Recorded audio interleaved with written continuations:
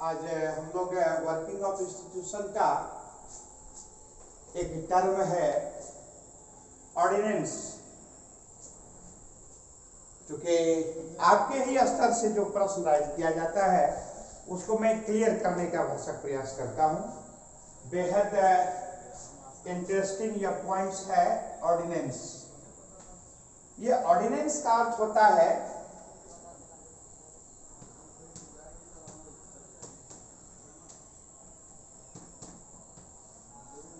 अध्यादेश,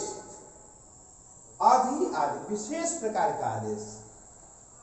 ये सामान्य व्यक्ति के द्वारा आदेश नहीं होता है, याद रखेंगे। ये विशिष्ट कोटि के जो व्यक्ति होते हैं उनके द्वारा आदेश किया जाता है। तो इसीलिए ऐसे आदेश का नाम ही है अध्यादेश, अधिआदेश, विशेष प्रकार का आदेश। और यह आदेश हमेशा जारी नहीं होता है, परिस्थिति जन्य होता है।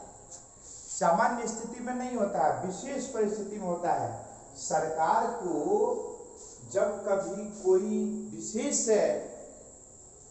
कार्य करना होता है और समय नहीं रहता है, या कभी विषम स्थिति उत्पन्न हो जाती है, या कभी इस प्रकार की कोई परिस्थितियां आती हैं, वैसी स्थिति में आनन फानन में recommendation of the union cabinet और the government, president has a right to issue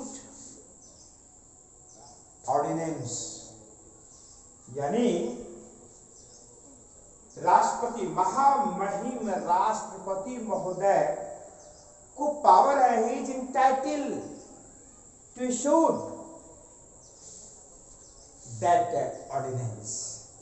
यानी विशेष प्रकार का ये जो आदेश होता है वो राष्ट्रपति महोदय के द्वारा जारी किए जाते हैं, और वो भी तब जब when session is not running smoothly, यानी parliament is not in session, यानी सत्र जब नहीं चल रहा होता है, उस कालखंड में जब कोई विशेष ऐसी परिस्थिति आती है, तो according to recommendation of the union government और the cabinet, president has right to issue that type of ordinance. So this is a special order. यह एक विशेष प्रकार का आदेश है। इस विशेष आदेश को ही हम अध्यादेश कहते हैं। और यह नियम, आदेश नियम के रूप में होता है। जिस प्रकार से पार्लियामेंट से, दोनों सदनों से किसी भी प्रपोजल को पारित होने के लिए विभिन्न प्रक्रियाओं से गुजरना होता है, और महामहिम राष्ट्रपति महोदय का अंततः हस्ताक्षर होता है, तब जाकर के कोई प्रपोजल जो नियम बन जाता है। ठीक उसी प्रकार से ये ऑर्डिनेंस जो है जारी जो किया जाता है महामहिम राष्ट्रपति महोदय के द्वारा, वह भी उसी प्रकार से मान्य होता है। और वह तब तक मान्य रहता है जब तक कि सत्र नहीं प्रारंभ हो जाता। और इतना ही नहीं, सत्र प्रारंभ होने के बाद भी एक निश्चित कालखंड तक वो वैलिड रहता है, कंटिन्यू रहता है। फिर कैबिनेट को यदि लगता है कि उसको कंटिन्यू रखना है, तो उसको नियम को पारित करके तो उसको कंटिन्यू कर दिया जाता है। तो इस प्रकार से यह एक विशेष प्रकार का आदेश है, जिस आदेश को हम अध्यादेश कहते हैं। जब सत्र, संसद का सत्र नहीं चल रहा होता, यानी parliament is not in session, सत्र में नहीं चल रहा होता है, तो वैसी स्थिति में जो आदेश जारी किए जाते हैं, ऐसे ही आदेश को हम अध्यादेश कहते हैं। हमको लगता है कि आप सब समझ गए होंगे। यानी सरकार के रिकमेंडेशन पर, यानी सरकार के परामर्श से, उनके अनुमोदन पर जब महामहिम राष्ट्रपति महोदय विशेष प्रकार का आदेश जारी करते हैं, वह आदेश उसी प्रकार से मान्य होता है जिस प्रकार से कि पार्लियामेंट के दोनों सदनों में जो कोई भी प्रपोजल लाया जाता है तो पहले क्या होता है, प्रथम वाचन में तो उसको प्रस्तुत किया जाता है, उसको पढ़ के सुनाया जाता है। दूसरे शेयर में क्या होता है, उस पर बहस होती है, डिस्कस किए जाते हैं, डिबेट किए जाते हैं, और उसके बाद क्या होता है, तो वोटिंग होता है और काउंटिंग होता है। तो जब मोर देन 50% ये जनरल ये प्रपोजल होता है, तो इसमें जब मोर देन 50% मेंबर उनके प्रपोजल के पक्ष में होते हैं, तब उन्हें दूसरी सदन में भेजा जाता है, और दूसरे सदन में भी इसी प्रकार की प्रक्रिया से पारित हो जाता है मोर देन 50% मेंबर से, तब यह चला जाता है राष्ट्रपति के पास हस्ताक्षर के लिए।